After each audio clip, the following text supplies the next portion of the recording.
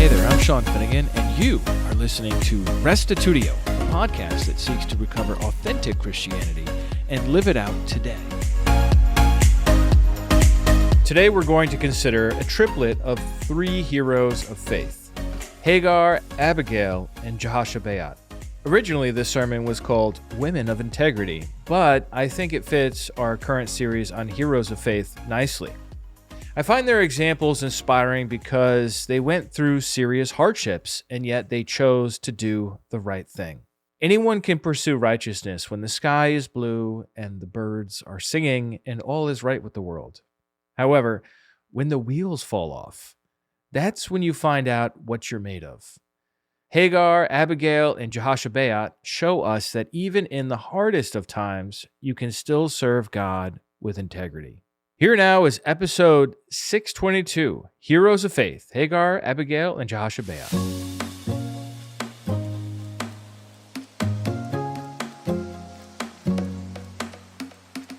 Well, we're going to start with Hagar. I've always called Hagar Hagar, but I learned recently that I'm supposed to say Hagar. But if I slip in an occasional Hagar, please forgive me, okay? So anyhow, Hagar, Genesis 16, verse 1, we read about her life. Now Sarai, Abram's wife, had borne him no children. She had a female Egyptian servant whose name was Hagar, and Sarai said to Abram, "Behold now, Yahweh has prevented me from bearing children. Go into my servant, it may be that I shall obtain children by her." Sometimes our literal translations, this is the ESV, sometimes it's literal to the point of crassness. That's all I'm going to say about that. Going on, verse 3, so after Abram had lived 10 years in the land of Canaan, Sarai, Abram's wife, took Hagar the Egyptian, her servant, and gave her to Abram, her husband, as a wife.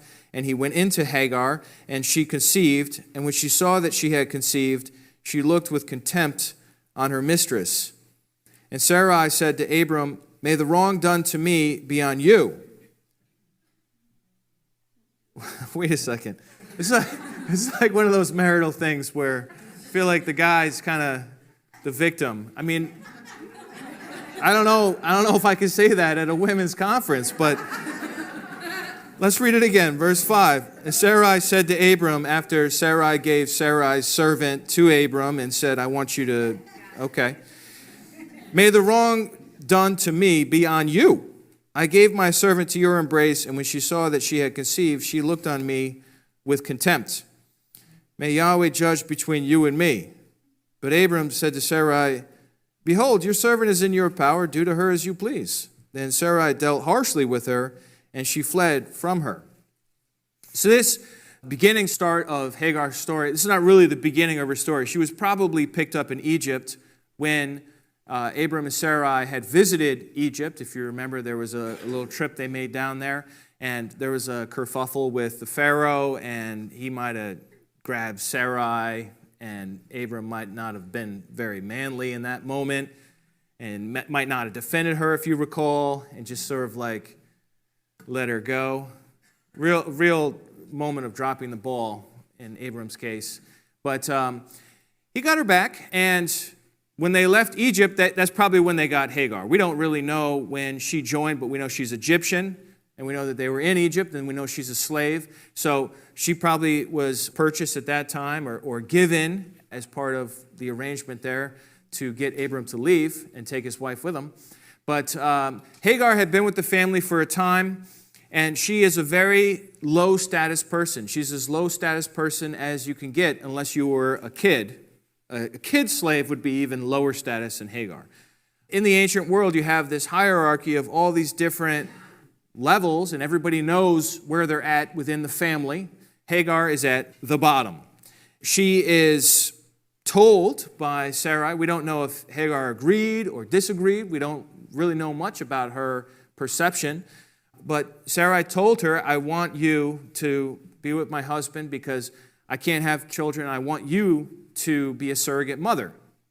Now, unless you think this was a strange practice, we have lots of ancient Near Eastern, well, maybe like 5 or so, ancient Near Eastern texts that talk about this practice from not just the Hebrew people, but also other peoples around the same time. It was standard operating procedure because they didn't have fertility medications or other ways of dealing with things, and you really needed to have children so you can pass down the inheritance. And so I don't think that necessarily makes it right, okay? But my point is, Sarai's not doing something weird or unusual here. She's following the culture of the time. And it's very limited what the people of God know at this point as far as right and wrong. They had not received the law yet. Jesus had not yet come. The Spirit was not yet poured out. I mean, these people lived before everything. And so they're doing what they're doing. And Hagar, let's all agree to this, she got the short end of the stick as far as all the arrangements, right? Because she got pregnant, which is good. That makes her kind of a superstar in the household. But then she got treated harshly and she fled. So she's now outside the family. She's outside of the protection. She doesn't want to go back. And she's pregnant too, on top of all of that. A tough situation, right? Can we agree to that? Let's go to the next section there, verse 7. The angel of the Lord found her by a spring of water in the wilderness, the spring on the way to Shur, just in case you want to visit there sometime. And he said, Hagar, servant of Sarai, where have you come from and where are you going? This reminds me of God in the garden saying, where are you? Right? Like he didn't know. I think this angel probably knows what's going on, but you ask the question so that you can start the conversation and find out where she's at. She said, I am fleeing from my mistress Sarai. Verse 9, the angel of the Lord said to her, return to your mistress and submit to her. The angel of Yahweh also said to her, I will surely multiply your offspring so that they cannot be numbered for multitude. And the angel of the Lord said to her, behold, you are pregnant and shall bear a son, and you shall call his name Ishmael, because the Lord has listened to your affliction. He shall be a wild donkey of a man. This is where it kind of takes a turn, okay? His hand against everyone, and everyone's hand against him, and he shall dwell over against all his kinsmen. Verse 13, so she called the name of Yahweh who spoke to her, you are a God of seeing. For she said, truly, here I have seen him who looks after me. Therefore the well was called Be'er Lahai Roi. It lies between Kadesh and Bered. To receive an angel visitation in the Bible is huge. I mean, there's just not that many of them. And when they happen, it's a big deal. Something's going on of significance. You know, like Mary saw Gabriel. Well, she was about to become pregnant with the Messiah. I mean, that's a big deal, right? So Hagar getting an angel visitation is a way of God saying, I see you, and I'm doing something on your behalf. Here is somebody that is really the last person you would expect to receive anything from God. She's super low status. She's just, and it's not clear exactly what happened there. Especially, you know, for us guys, sometimes we're at a loss to figure out what exactly is going on here when women are going at it. But Sarai says Hagar looked down on her, whatever that means, because now Hagar's pregnant. So maybe Hagar did it. I don't know. I'm going to plead the fifth or abstain from judgment on this case. But whatever it was, there was a situation. And you can see Sarai is very insecure because she doesn't have any children. Children are everything in their world. And Hagar just like even looks at Abram and now she's pregnant. Sarai's been trying for like 50 years. You know, I mean, there's a lot of, you know, pent up frustration, I would imagine. But whatever, my point is Hagar goes out to the wilderness and God sees her. And she sees God and she says, you're the God of seeing. You have seen me, I have seen you. And it's not even really God, it's the angel. But the angel is God's representative who speaks on God's behalf. You understand that, right? And what I find there's a lot to see here. I don't want to linger too long. But verse 10, she gets the Abrahamic blessing to her. You remember the Abrahamic blessing, the blessing God gave to Abraham? I'll multiply you, I'll bless you and multiply you. Hagar gets that. It's like, what is going on here? And the kid's name, too, means God heard. Ishmael.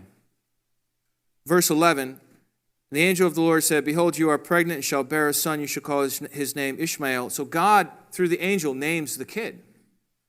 This is another huge moment. And then says, because Yahweh has listened to your affliction. God sees your suffering, Hagar, and God's going to take care of you. God's going to, you might be the bottom of a long list of hierarchy, but God's going to lift you up to make you a matriarch, to make you somebody of great significance through this child. And then, he's going to be a wild donkey of a man, verse 12. There's not much I can say about that. But let's pick up the story in chapter 21. So Hagar goes back. Now, in this case, once again, the law has not been given. Jesus has not come. There's no Holy Spirit. So what is the way of the Lord? What is the way of righteousness for Hagar? It's the word spoken by the angel. And what was the word spoken by the angel? Go back and submit to Sarai, who's being a jerk. She's being harsh with Hagar. Maybe, I don't know. Maybe it was righteous, maybe it was unright. I don't know. I'm not getting in the middle of that. I don't know. I wasn't there. But I will tell you this. For Hagar to do the easy thing is for Hagar to just be like, you know what? I'm out, going back to Egypt. Or I'm going to go find some other clan nearby, and I'm going to join myself to that clan. That's the easy thing for her to do. It's just to say, you know what? I never even liked these people. I'm out. They treated me harshly. I fled. I'm out. That's the easy thing to do, right? But that's not what she does. She returns and she submits because she chooses to do the hard thing and walk in the way of righteousness. It's a powerful example. Powerful example. Look at 21 verse 15. Then the water in the skin was gone. Well, let me catch you up to this scenario.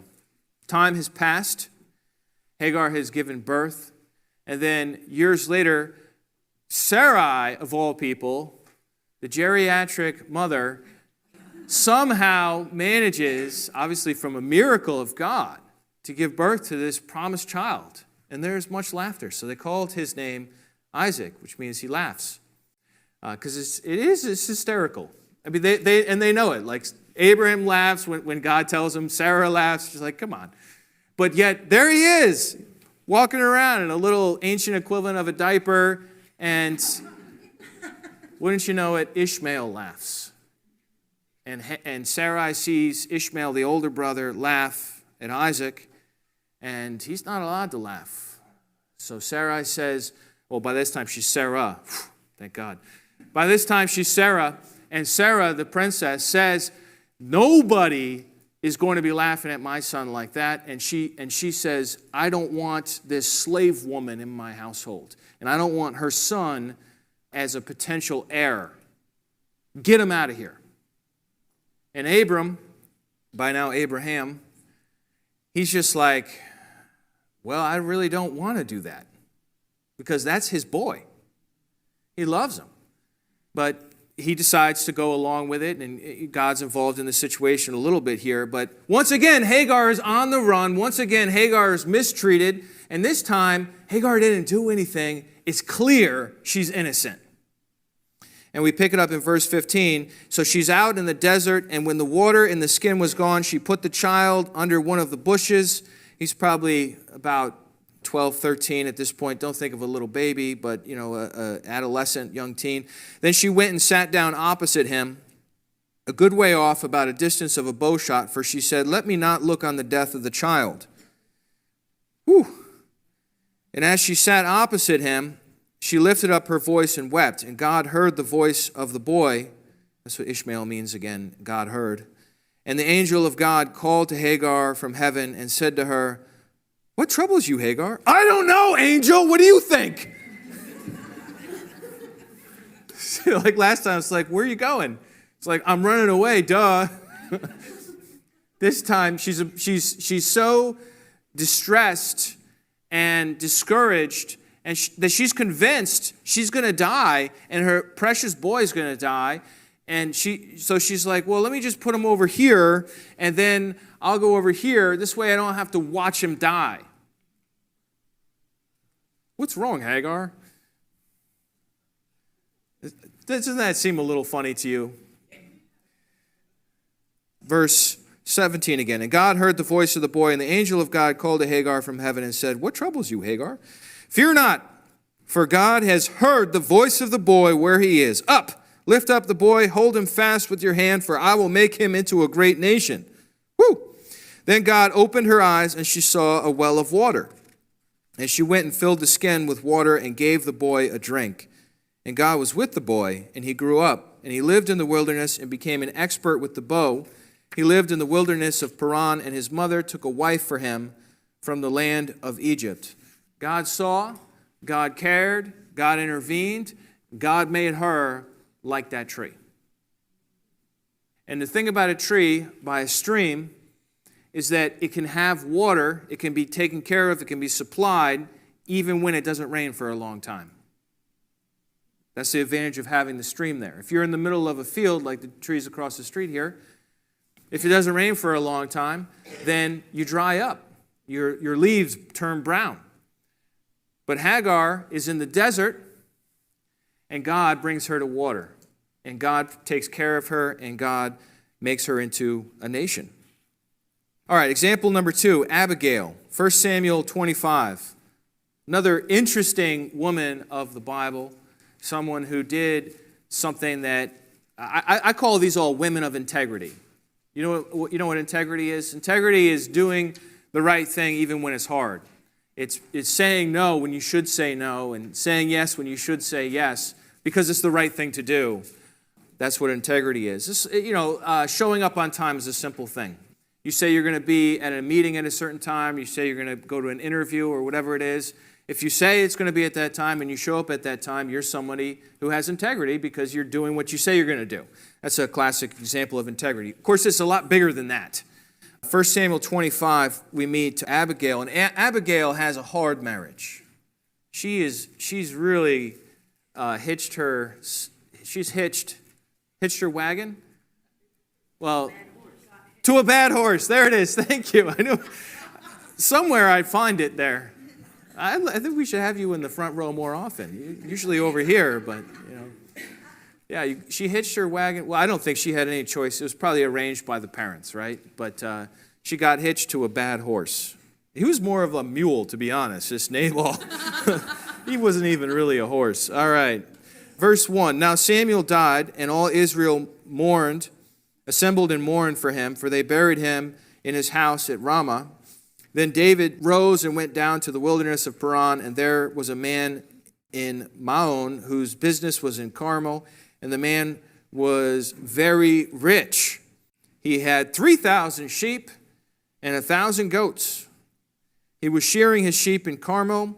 Now the name of the man was Nabal, and the name of his wife Abigail. The woman was discerning and beautiful. Ooh, wouldn't you like that to be said about you? Discerning and beautiful. Not just good looking, but also knows how to handle herself, knows how to make decisions. But the man was harsh and badly behaved.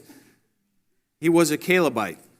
So Abigail is discerning and beautiful. Nabal is harsh and badly behaved. Calebite probably means he was descended from Caleb, who had been a hero in that region, had done some really amazing things, real great courage. And so he might have had a great lineage, but he was bad. He was badly behaved, and he said harsh, right? Yeah. So verse 4, David heard in the wilderness that Nabal was shearing his sheep. So David sent 10 young men, and David said to the men, "Go up to Carmel, go to Nabal, and greet him in my name. And thus you shall greet him. Peace be to you," shalom, right? "And peace to your house, and peace to all that you have. I hear that you have shearers." Word on the street is you have shearers. "Now your shepherds have been with us, and we did them no harm, and they missed nothing all the time they were in Carmel. Ask your young men, and they will tell you. Therefore, let my young men find favor in your eyes, for we come on a feast day. Please give whatever you have at hand to your servants and to your son David." This is kind of a strange incident in the Bible. Not one of the more well-known incidents in David's life, but a lot of this deals with the culture of the time and the way reciprocity works, where somebody gives, and then now they expect to receive in return for that giving. And I just wanted to read to you a little quote from this commentary I have. It's called the Zondervan Illustrated Bible Background Commentary, or as I like to call it, the ZIBBC. This is a little comment made by Phillips Long here. He says, shearing time in the spring was a time of abundance and gladness, and one would hope of generosity.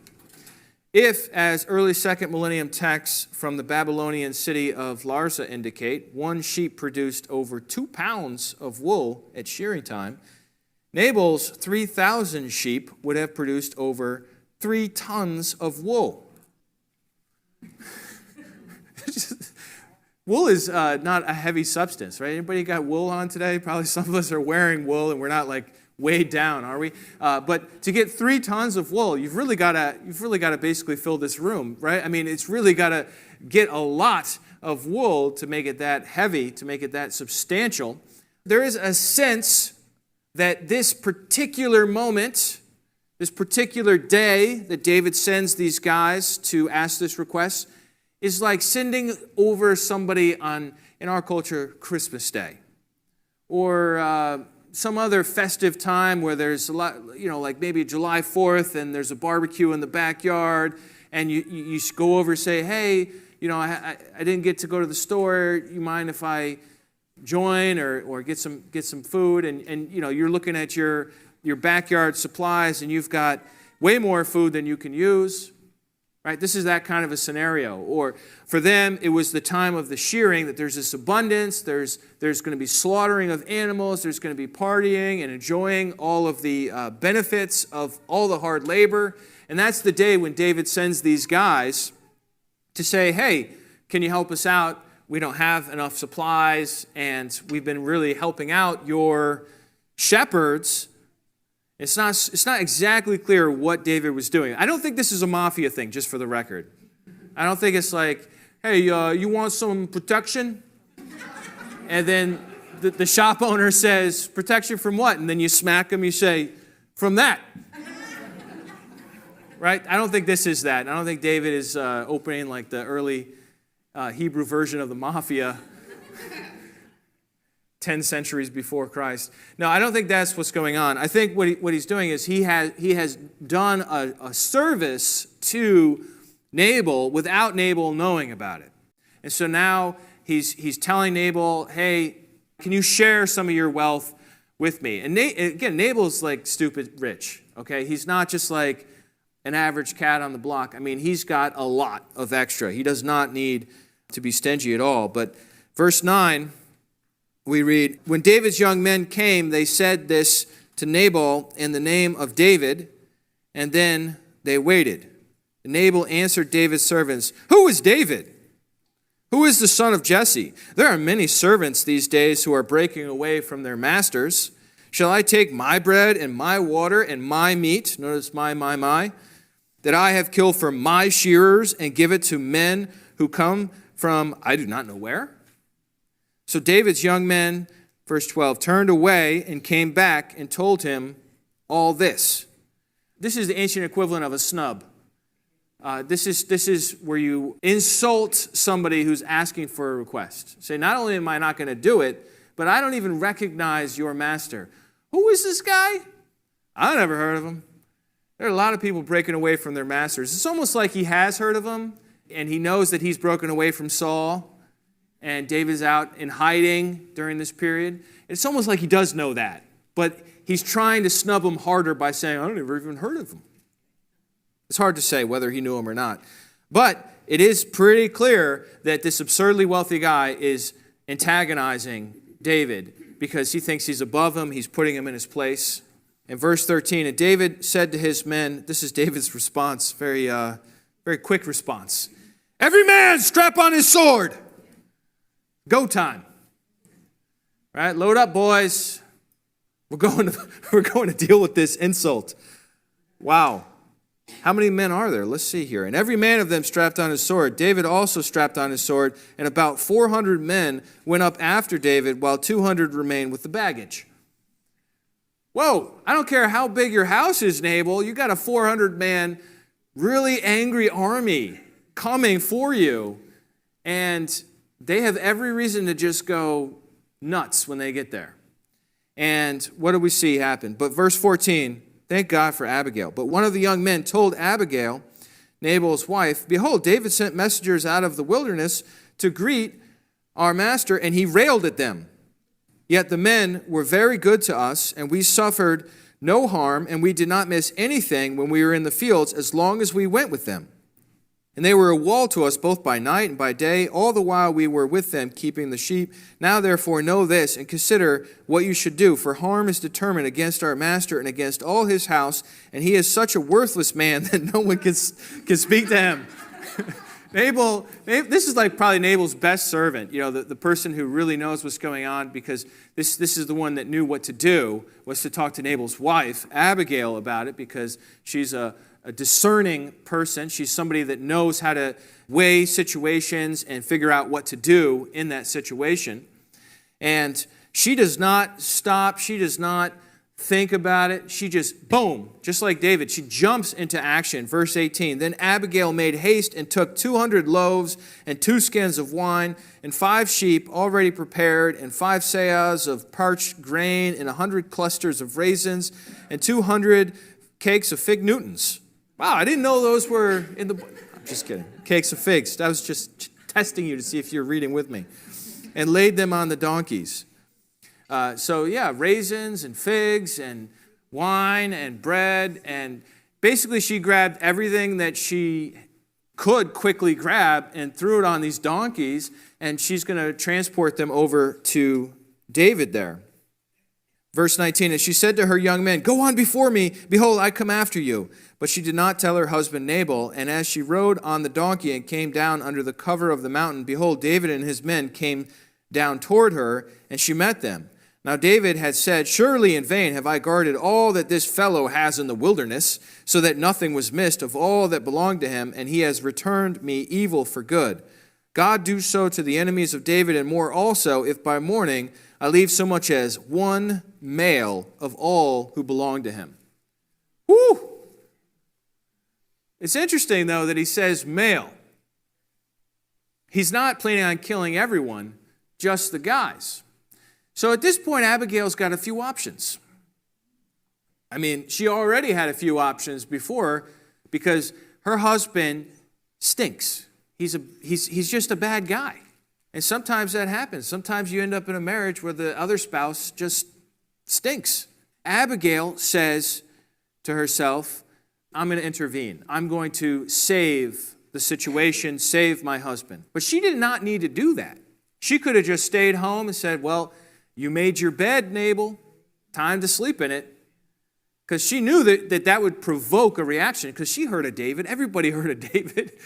He killed Goliath. Hello. You don't want David plus 399 other guys with strapped-on swords buzzing around like bees looking to revenge their honor, right? That's not what you want. But Abigail chose to act, and then even when she got to David, she could have just said to David, David, go ahead. He's really no good. I've been living with him for so long. Since I was of the age to marry, he's always been bad. He's never going to, just go ahead. Go ahead. I'm out of the house. Take care of him. She's like, here's another knife, just, to help. She could have done that, right? I think some of us would do that. We'd just be like, you know what? This must be the provision of the Lord. And just said, I'm just going to give him this food supplies. Don't kill everybody. Just strike the head of the snake, and the rest of it will be fine. But that's not what she does. Verse 23, she does something so incredible. Now, just before I read verse 23, once again, this is an honor-shame society, which is why everyone's so amped up over just like being denied free food. And Abigail is a high-status person because she's married to Nabal. Nabal's a Calebite. He's very wealthy. He's got a lot of servants. So Abigail is herself a high-status person.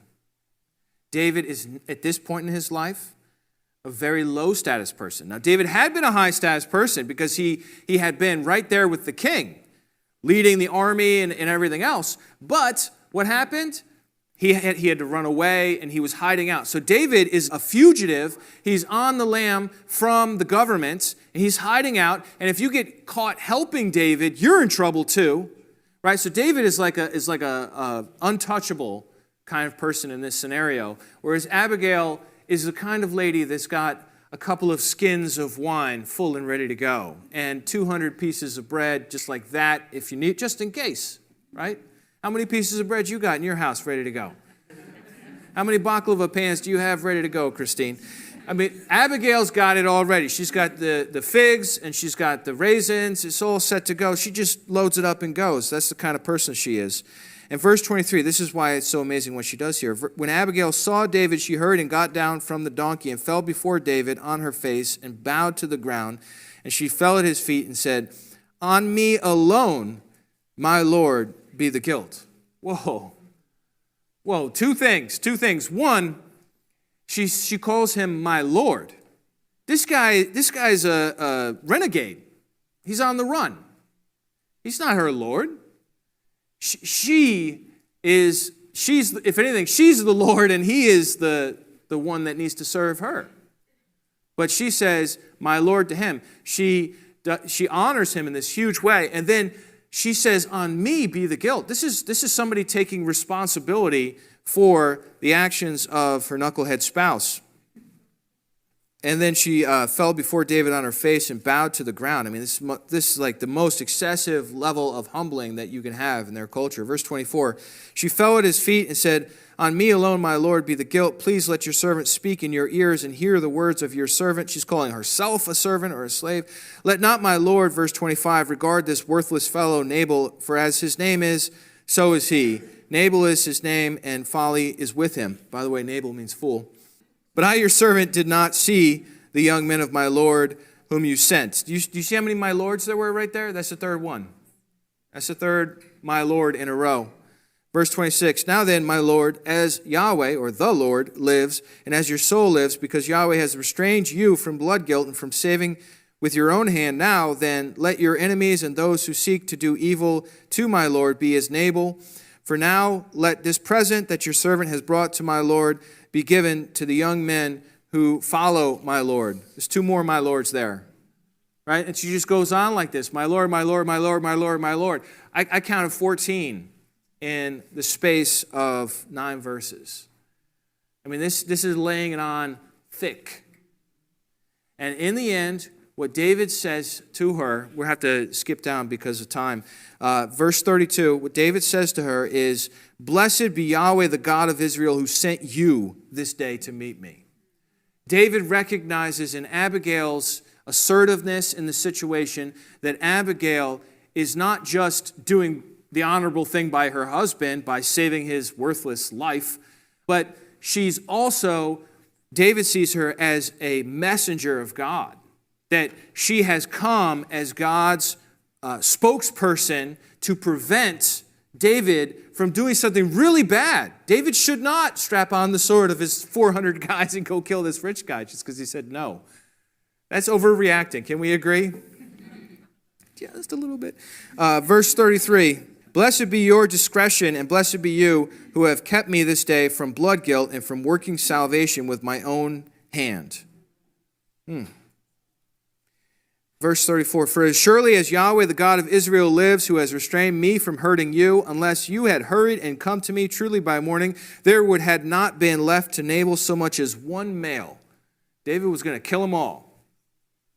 And David took the supplies, and then Abigail goes home, and she gets home, and Nabal's having a party. He's so clueless about the whole thing. So he's having a party, and the Bible says it's a party, a festival fit for a king. Right? So and it says that he was so drunk that she was just like, "We'll talk later." Right? So she waits till the morning, and it says once the wine had gone out of him, a little crass again, but once the wine had gone out of him, she speaks to him and she tells him what happened. And the scripture says that his heart became like a dead man. Like he was just like so in shock by how close he came to not only dying, but losing all of the men that work for him and just being totally decimated by this really upset group of soldiers. And still, he lived for a little while. Still, he lived for a little while. It says in verse 38, if you could skip down to verse 38, and about 10 days later, the Lord struck Nabal and he died.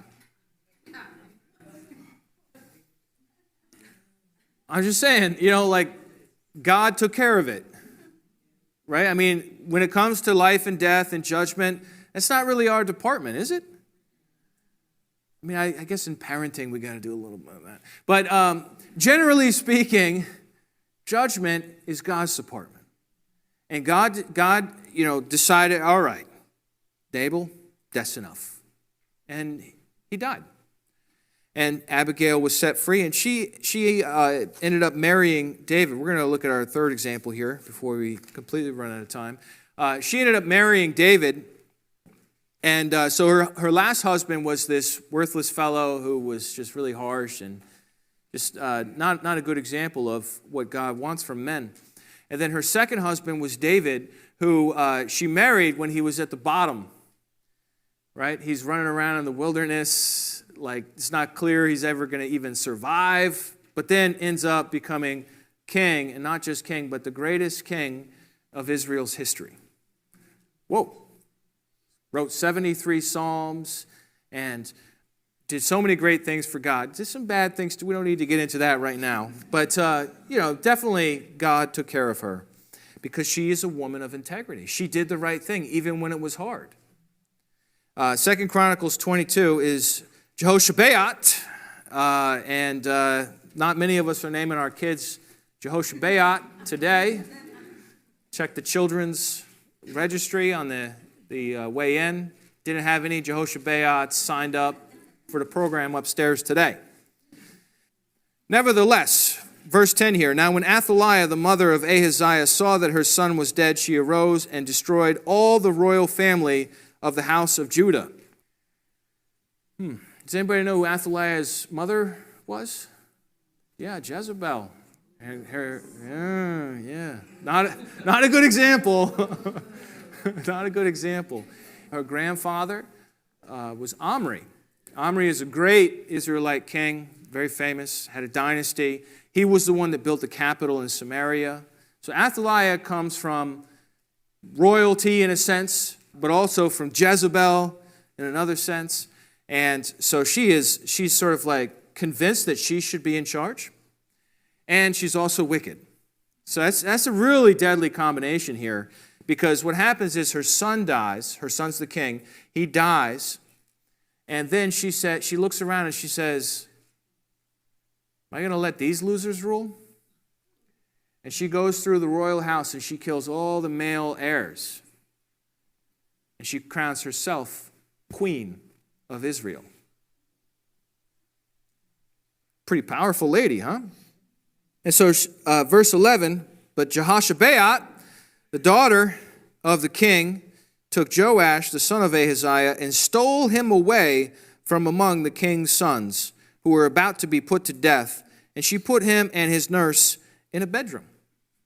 Thus Jehoshabeath, the daughter of King Jehoram and wife of Jehoiada the priest, because she was a sister of Ahaziah, hid him from Athaliah so that she did not put him to death.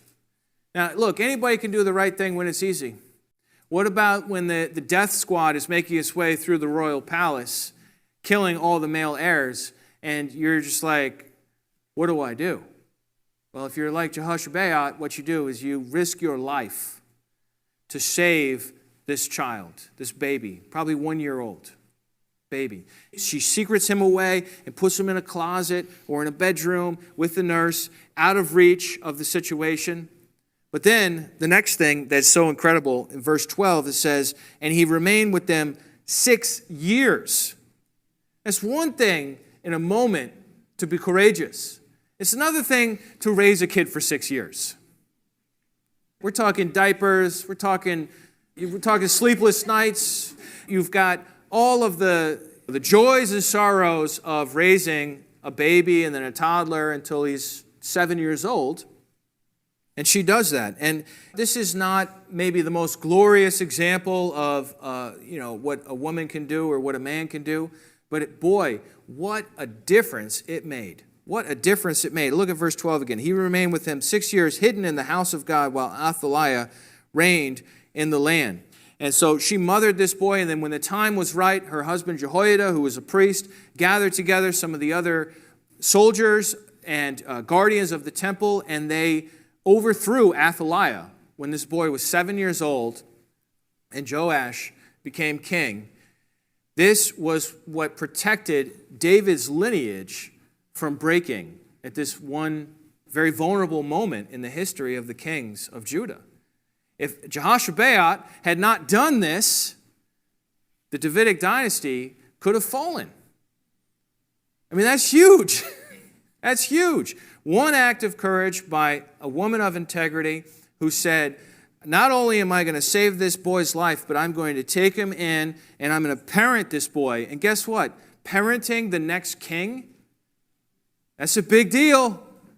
You teach him the difference between right and wrong, guess what? That's what's going to become law in 6, 10, 20 years' time when he rules over the people. I mean, what an incredible influence this woman of God had, because she was willing to do the right thing. She was willing to follow the way of righteousness when there was literally swords swinging around in the house and people getting killed, blood splattered everywhere from all these male heirs that were getting slaughtered by this madwoman, Athaliah. She did the right thing, and because of that, she made a difference. And so that's my challenge to you today. My challenge to you today is to be a woman or a man of integrity, to be someone who says, I'm going to follow the path of righteousness, the way of God in this situation, even though there's pressure to do the other thing. All Jehoshabeath had to do was nothing. And she would have been fine. They weren't going after the daughters or the sister of the king. She was going to be fine. The moment she grabbed that kid and handed it to the servant and said, here, hide him away. The moment she did that, she put a big mark on her as if to say, if she gets caught, she's dead. And yet it was the right thing to do in that situation. And who took care of her? God took care of her. In the end, God made her that she would be taken care of. You don't think that this boy, Joash, who became the next king, took care of Jehoshabeath later on in life? Oh, yes, he did. The full power of the entire government behind him. I mean, in the end, I think she probably had a really comfortable life, or a really secure life at least. This is our example today. Well, this draws this message to an end. What did you think? Come on over to restitutio.org and find episode 622, Heroes of Faith, Hagar, Abigail, and Jehoshabeath, and leave your feedback there. Speaking of feedback, on our episode from 2 weeks ago, episode 620, Heroes of Faith, Hannah, I had made some comments about vows. Famously, Hannah had vowed to give the child to the service of God if she would get pregnant. And she ended up keeping that vow in Scripture. And I remarked that, there was nothing wrong for Hannah to do that at that time. Jesus had not yet taught us not to make vows, and James had not echoed that. But now for Christians, it is not appropriate to make vows. And I use as the basis for that James 5:12, which says, above all, brothers and sisters, do not swear either by heaven or by earth or by any other oath, but let your yes be yes and your no, no, so that you may not fall under condemnation. And of course, Jesus talks about this as well, which I'm not going to read out. If you are interested in what he said, you can read it yourself in the Sermon on the Mount in Matthew chapter either 5 or 6. Someone named Sean Lindsay wrote in on YouTube saying, and Paul, having remained many days longer, took leave of the brothers and put out to sea for Syria, and with him were Priscilla and Aquila. In Centuria, he had his hair cut where he was keeping a vow, Acts 18:18. And so I think this, Sean's point is that, well, hey, Paul kept vows. Henry commented back and said vows aren't wrong if they're righteous vows and you keep them. We do marriage vows, for example. The problem isn't vowing, it's the person vowing. For example, God has made many vows in history, and there's nothing wrong with it because he's 100% faithful and powerful to bring about what he has vowed. But are you? And the two of them go back and forth quite a bit in the comments, which feel free to take a look at on our YouTube channel for Restitutio if you want to see their comments. It's actually on a short derived from the episode from last week called Jephthah's Vow. And I talked about the story of how Jephthah made this vow, whatever comes out of my house, I will sacrifice to you. Presumably he was thinking an animal would come out and greet him. Usually you would sacrifice an animal, but it was his daughter, and he ended up killing his daughter, which is just a horrifying situation. Just one of the most horrible things you can possibly imagine. And I'm sure God was not pleased with that sacrifice. But anyhow, back to the subject of vowing. I am inclined to say, let's just not vow at all. Let's not make vows. Let's not make oaths. People say, oh, well, what about the wedding? You don't need to make a vow in your wedding. I mean, I guess it depends on how you define it. I define it as a commitment or something like that. I'll say, do you take this woman to be your wife? Will you love her, cherish her, honor her, and sustain her, and so forth, as long as you both shall live? And the person says, I do. I guess it depends on semantics. Is that a vow? Is that a not a vow? I think what Jesus and James are talking about is where you swear, where you make an oath on the basis of something else other than just saying yes, which is basically what I'm asking people to do when they get married. As a pastor, obviously, I do weddings from time to time. So for James, he says, do not swear by heaven or by earth. That would also presumably include saying, I swear on my mother's grave, or I swear on my children, or some other kind of more modern version of the same thing. Jesus talked about not swearing by heaven or the city of Jerusalem, and just saying, yes, I will do it, or no, I will not do it. Simple as that. And so I think that's what the Christian behavior is. It's interesting because in America, in our courts, people will take out a Bible, even to this day. They will have somebody lay their hand on the Bible and then swear to tell the truth, the whole truth, and nothing but the truth, so help them God. And this is something that the Bible clearly forbids in these verses that I just read, which is super ironic. But in America, there's actually an opportunity for you to affirm that what you're saying is true, rather than swear, so help you God, that you're not lying. That is certainly what I would recommend. If you are in a legal context and you do need to vouch for your own truthworthiness of what you are saying, I would just simply affirm it. I wouldn't swear by God or swear by the Bible or swear on the Bible.